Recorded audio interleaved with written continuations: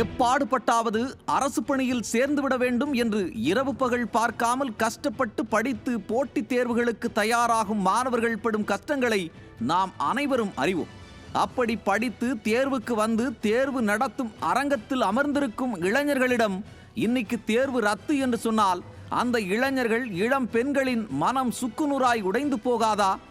இன்னும் ஒரு படி மேலே போய் சில தேர்வு மையங்களில் தேர்வு ஒத்திவைக்கப்பட்ட செய்தியே தெரியாமல் ஆயிரக்கணக்கான தேர்வர்கள் தேர்வை எழுதவே தொடங்கிவிட்டனர். கொடுமை கொடுமை கொடுமையிலும் கொடுமை.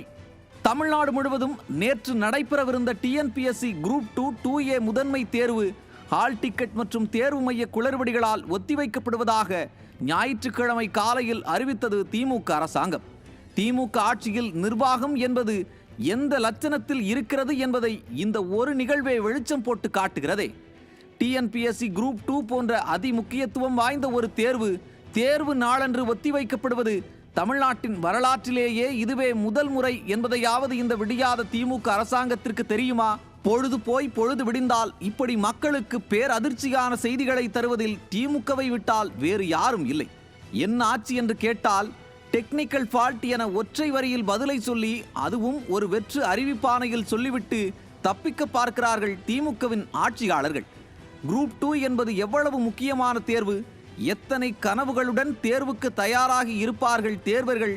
அந்த கனவுகளையும் நம்பிக்கையையும் சிதைத்தது மட்டும் அல்லாமல் இந்த தவறுக்கு டெக்னிக்கல் ஃபால்ட் என்று இதற்கும் ஒரு பெயர் வைத்து உருட்டிவிட்டது இந்த உருட்டுக்கடை அல்வா அரசு. தமிழ்நாட்டை நம்பர் 1 ஆக்குவோம் என்று வெற்றி விளம்பரம் செய்துவிட்டு ஒரு தேர்வை கூட உருப்படியாக நடத்த வக்கில்லாத கையாலாகாத அரசுதான் இந்த திமுக அரசு என்று முதல்வர் ஸ்டாலினை சரமாரியாக கேள்வி கேட்டு துளைத்தெடுத்திருக்கிறார் எதிர்க்கட்சித் தலைவர் எடப்பாடி கே பழனிசாமி. ஏற்கனவே 5.5 லட்சம் வேலைகளை தரப்போகிறோம் என 2021 கொடுத்த தேர்தல் வாக்குறுதியெல்லாம் காற்றில் பறந்து கொண்டிருக்க இருக்கின்ற தேர்வுகளை கூட ஒழுங்காக நடத்த வக்கற்ற திமுக அரசுக்கு தனது கடும் கண்டனங்களையும் பதிவு செய்திருக்கிறார். நிர்வாக திறமை இல்லாமல் எப்படி ஆட்சி செய்வது என்று கூட தெரியாமல் அரசாங்க பணிகளுக்கான போட்டித் தேர்வுகளை கூட முறையாக நடத்த முடியாமல் திணறிக் கொண்டிருக்கிறது இந்த திமுக. தன் மீதான தவறுகளை மறைக்க அதிகாரிகள் மீது பழியை சுமத்தி தான் தப்பித்துக் கொள்கிறது. என்ன மாதிரியான அரசாங்கம் இது? இதுதான் மக்களுக்கான அரசா? இதுதான் 2.0வா?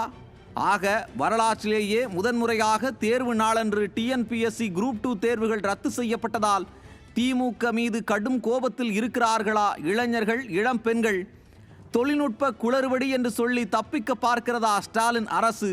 கோளாறு, குளறுபடி, சீர்கேடு இவைதான் ஸ்டாலினின் சாதனைகளா என்பன போன்ற பல்வேறு கேள்விகளுக்கு விடை தேட விளைகிறது இன்றைய நியூஸ் ஜே உரிமை குரல் நிகழ்ச்சி.